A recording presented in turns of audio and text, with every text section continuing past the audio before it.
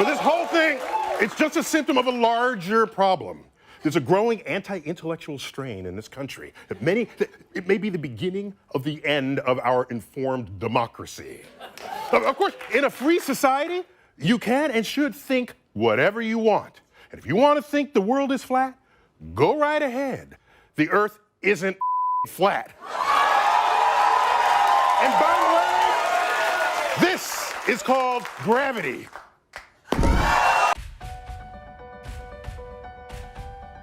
It is an interesting experiment telling somebody you know that you no longer believe in the universe and that our Earth is a giant spinning space ball. Try it for yourself. I guarantee they will tell you you're crazy, or at least look at you like you've lost your mind. The most interesting thing is when challenged, the ball believers will not actually be able to give you solid empirical evidence based on their first-hand experience that the Earth is actually a large spinning globe. Can any of us demonstrate firsthand in our day-to-day lives the Earth's curve or motion through the solar system? No, we cannot. And can any of us say we have seen the planets in their orbit and the universe expanding with our own eyes? No, again, we can't. Usually in response to this crazy person telling them that the Earth is flat, they will respond by 1. Bringing up images of the Earth as presented by NASA, or 2. They will say, come on, everyone knows space exists, and tell you that countless professors have dedicated their lives to studying this matter. At some point, perhaps, an emphasis on the existence of gravity will come up in the conversation. But you see, what is really happening when someone reacts so stubbornly to an alternative view of the Earth is not a result of the person's mental capacity. If the person had sat down with their heavily pregnant sister and said, "You are not a woman and you are not pregnant," then that is a statement which deserves such a reaction, as there is obvious empirical evidence of her pregnancy. No, what commences when challenging a person on the Earth is a battle against their programming. This programming is a deep-rooted and established matrix that is deliberately constructed when we are infants. Before we leave primary school, our first-hand experience of our flat and stationary world is slowly being erased and steadily inflating into the bloated and spherical idea that the Earth is a globe. The sad thing is, many of us grow up and never question this notion again. It is only in photographs and videos from NASA and other official trusted sources that the horizon appears curved. All amateur and raw unedited images of the Earth will provide a completely flat horizon. And this is what we see ourselves through our own two eyes when standing at a beach or looking out from a vantage point. At any altitude, the horizon always appears 360 degrees flat, because it is. And it always rises to meet the eye level of the viewer. You never have to look down or up to see the horizon. It meets you. No matter how huge they say the Earth is, if it were a curved ball, you would have to adjust your view upwards or downwards to meet the horizon. And I know we've seen the curve in photos and videos, but NASA and many other official sources continually distort the horizon in their footage with a fisheye lens to give the effect of a curved Earth. This is the same fisheye lens inherently built into the GoPro. And I know what you're going to say. You've seen the horizon bend and curve when journeying at altitude on an aeroplane. But unfortunately, this is more trickery. Aeroplane windows commonly bow outwards to give the illusion of curvature. A Telegraph article, catering to our gullible nature, explains that flight windows were changed because the square windows caused a higher percentage of crashes. Yeah, right. They use our size as human beings to dismiss our own infallible perception of a flat and stationary Earth, claiming we are not big enough to witness the curvature. But this balloon managed to ascend 121,000 feet and left its fisheye lens behind. Lo and behold, a flat horizon. The balloon wobbles and spins, but the horizon remains dead straight, not curving in any way, shape or form.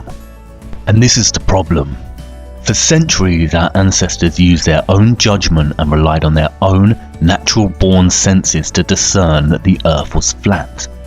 And although some had dabbled in theories of the Earth's potential curvature, it wasn't until the early modern period, with voyagers like Christopher Columbus, that the heliocentric globe model became dominant and humans forever sacrificed the knowledge of their own senses.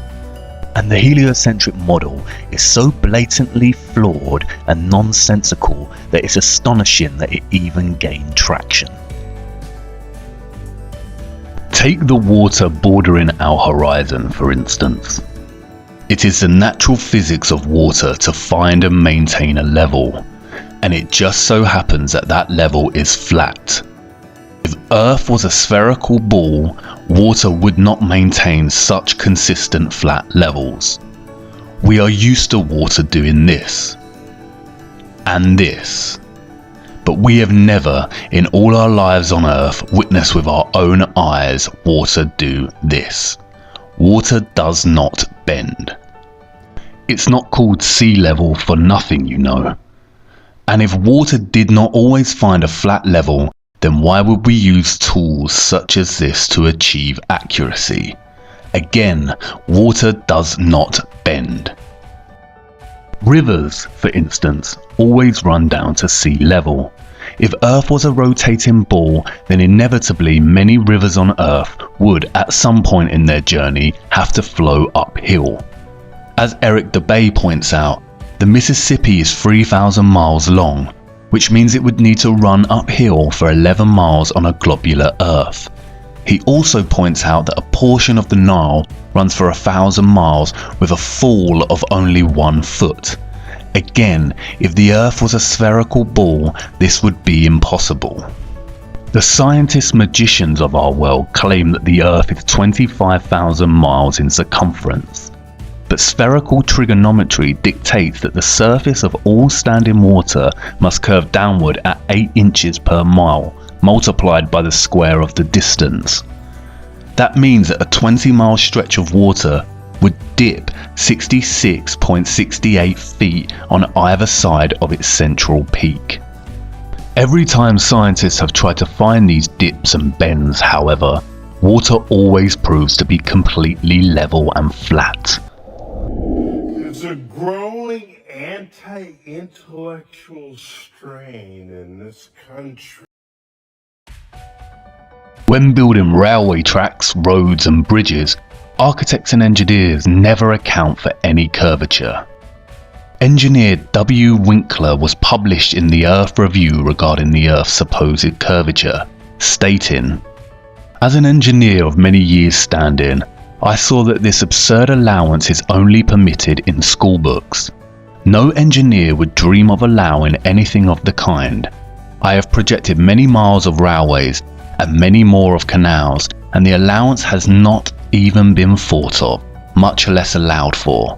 This allowance for curvature means this, that it is 8 inches for the first mile of a canal, and increasing at a ratio by the square of the distance in miles.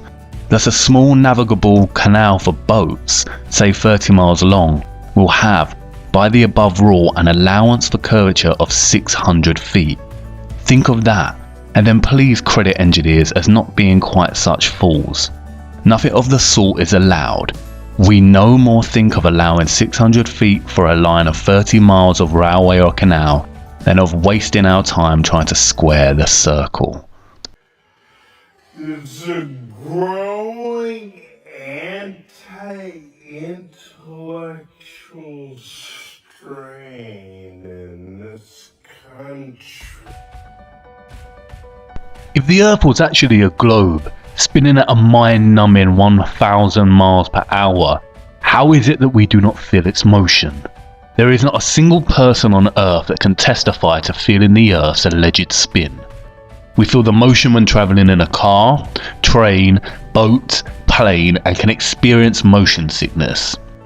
The scientist magicians will tell you that we do not feel the Earth spin because it is spinning at a constant speed. They often use the analogy of a train ride. We only feel that we are moving when the train changes speed. This analogy, however, falls apart when you consider that in the heliocentric model, the Earth is not an enclosed system, but it is an open environment with its own drastically changing weather. If you were sitting on top of the train moving at a constant speed and not inside it, you would certainly feel the motion. Furthermore, they also contradict themselves. In a 2016 article titled "NASA Study Solves Two Mysteries About Wobbling Earth," they state that the Earth does not always spin on an axis. Instead, it wobbles irregularly over time, and that the direction has changed drastically due to changes in water mass on Earth. It's weird that no one has felt this. Which one is it, NASA? The stealthy, unnoticeable spin, or irregular movement patterns and wobbles? The whole notion of a spinning globe becomes absurd when you consider this. If the Earth was actually rotating, then helicopters and balloons would only need to hover over the surface and wait for their destination to come to them. Similarly, if it were a curved spaceball, then aeroplane pilots would constantly need to readjust their altitude downwards so they did not continue straight and start heading out to space. They would have to descend 2,777 feet, or over half a mile, every single minute. This of course is not the case, and pilots are never instructed or taught this mechanism of flight. And what does a real pilot have to say about it? Oh, okay. Yes. Am I allowed to say hi?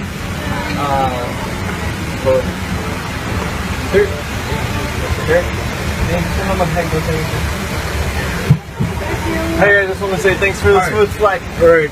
I did have one question. Is there like a specific angle of downward tilt you have to fly at to 3 degrees. 3 degrees That's it. for the curvature of the Earth? Oh, for the Earth? Because No, we just fly over the troposphere. really. But Yeah.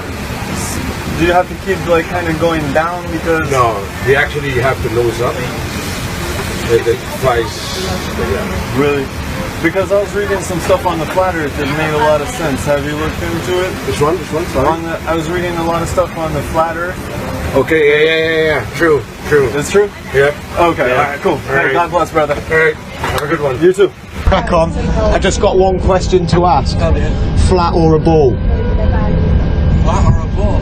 What's that? Well, I never feel as breaking round. If we live on a ball, surely we'd have to fly around it. Yeah, it feels like flat or a ball. Flat. Not a ball. I think it's flat. Yeah, me too. Pretty flat to me. It certainly does, doesn't it? And you've got that flight instrument down there to keep it flat. Gravity exists. Gravity is an unproven theory. No, it's not. Let's rock and roll. Cheers, fellas. Thank you very much for the. Can I ask the pilots one question? The first officer is here. Do you mind? He's got a question for you. Hello, mate. How are you? Yeah, good. I'm a fellow, Casey Josh. I'm a fellow, just PPL, pilot. Yeah. Yeah, nice. I got a couple of serious questions to ask you. Okay, here we go. Yeah, there's a big time. Curvature. Curvature. Yeah. Yep. We don't allow for curvature, do we? For anything, not for you usually. Yeah. No, we're round. We're a disc, aren't we? Round and flat. Yeah. Sorry. Hey, look. Honestly, quite seriously, Yeah. we are, aren't we? Yeah. Thank you, mate. Thank you for being. If the Earth is actually rotating, flight paths would become very messy. Flying west from New York to California is 2,441 miles, which takes just under 5 hours on a commercial flight. If the Earth is spinning eastwards at 1,000 miles per hour, then not only would this flight take a lot less time, but it would also make it near impossible to fly back the other way due to the constant rotation of the Earth. It would be like trying to run up a very long and very fast downward escalator. And what about the weather? If the Earth and atmosphere is spinning at 1,000 miles per hour, then don't you think it would be impossible to see such stationary clouds and weather formations like we do?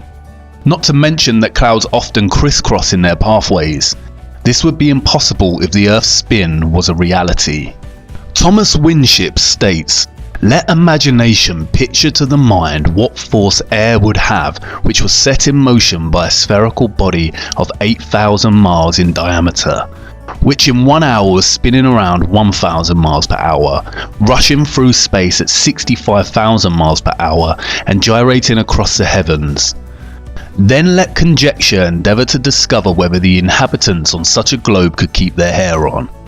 If the Earth globe rotates on its axis at a terrific rate of 1,000 miles an hour, such an immense mass would of necessity cause a tremendous rush of wind in the space it occupied. The wind would go all one way, and anything like clouds which got within the sphere of influence of the rotating sphere would have to go the same way. The fact that the Earth is at rest is proved by kite flying. And honestly, if the Earth was a fast rotating globe, then wouldn't the oceans and other bodies of water be pushed away from the Earth in the same way as when a wet tennis ball is spun rapidly, the water sprays outwards? The scientists magicians have an answer for this. They call it gravity. And by the way, this is called gravity. The scientists magicians are at it again, weaving their spells and telling us tales of a powerful force keeping us rooted to the Earth. If gravity was such a powerhouse, then birds would struggle to fly.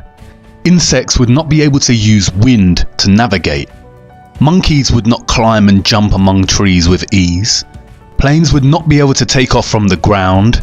Trees would not be able to overcome gravity's pull when their growth towards sunlight and would begin to bend towards the Earth the taller they became.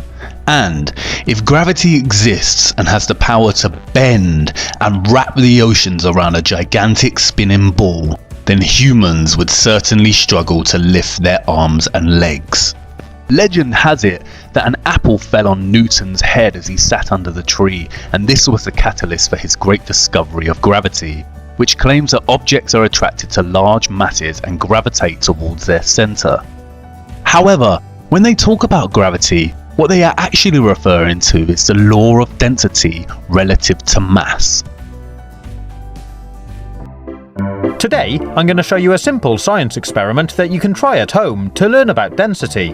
Start by taking an empty glass and tip in some water and food colouring. Then add some syrup or treacle. And I'm going to add a little bit more water to make the layer a bit thicker. Then finally, fill the glass up with some oil and leave it to settle for about 15 minutes. These liquids separate out into different layers because they're different densities and they don't mix. The syrup has the highest density, so it sits on the bottom, and the oil, which has the lowest density, rises to the top. Try dropping different objects in to see what happens. If we drop this metal nut in, which is really dense, you can see it sinks right to the bottom. But if I take this grape and drop it in, it sinks through the oil and water, but sits on the syrup. This is because the syrup is denser than the grape. Pretty cool, huh? Now if I take this plastic bottle top and drop it in, it slowly sinks through the oil and sits on the water. And finally, if I take this piece of sponge and drop it in, it sits on top. It is a scientific fact, verified by undisputable evidence, that when objects are placed in mediums with less density, they sink, and when placed in mediums with higher density, they rise or float. For example, a rock in water will sink because the object's density is greater than the water's density, as will a ship's anchor. Likewise, helium-filled balloons rise because they are lighter than the air. Submarines float on the ocean when their ballast tanks are empty and contain air, and they sink when their ballast tanks begin to be filled with water. This is how they manipulate their depth in the ocean, by adjusting the ratio of air and water in the tanks. This is proven by filling a balloon with 50% air and 50% helium. As helium is lighter than air and the ratios are even, the balloon remains fixed in the air without rising or falling. Again, much like the Earth's curve and spin, we do not witness smaller objects on Earth gravitating and orbiting around or being pulled towards larger objects. It seems very convenient that gravity's tendency to make smaller objects orbit around larger objects is exclusive to the globe itself and all the supposedly surrounding planets and stars, none of which we can actually see in motion or orbit. Even when you study the claims made by the scientist magicians of the so-called planets and moons, their calculations begin to work against them. As Eric Dubay pointed out, Newton also theorized, and it is now commonly taught, that the Earth's ocean tides are caused by gravitational lunar attraction. If the moon is only 2,160 miles in diameter and the Earth 8,000 miles, however, using their own math and law, it follows that the Earth is 87 times more massive, and therefore the larger object should attract the smaller to it, and not the other way around. If the Earth's greater gravity is what keeps the moon in orbit, it is impossible for the moon's lesser gravity to supersede the Earth's gravity, especially at Earth's sea level, where its gravitational attraction would even further out-trump the moon's. And if the moon's gravity truly did supersede the Earth's causing the tide to be drawn towards it, there should be nothing to stop them from continuing onwards and upwards towards their greater attractor. There's a growing anti-intellectual strain in this country. Ultimately, Newton's gravity erased the common sense of up and down, and in its place normalized the preposterous idea that this is possible. And this. And that meanwhile, in Australia, this is nonsensical, pseudo-scientific mockery and nothing more than an invention to justify the spinning spherical Earth hoax. Without the theory of gravity, not a single person in their right minds would ever believe the Earth a globe, with some of the population existing upside down on the underside of the planet. This is all quite simple once you start to break away from the toddler years of matrix programming. The laws of perspective and density perfectly explain the natural workings of our world.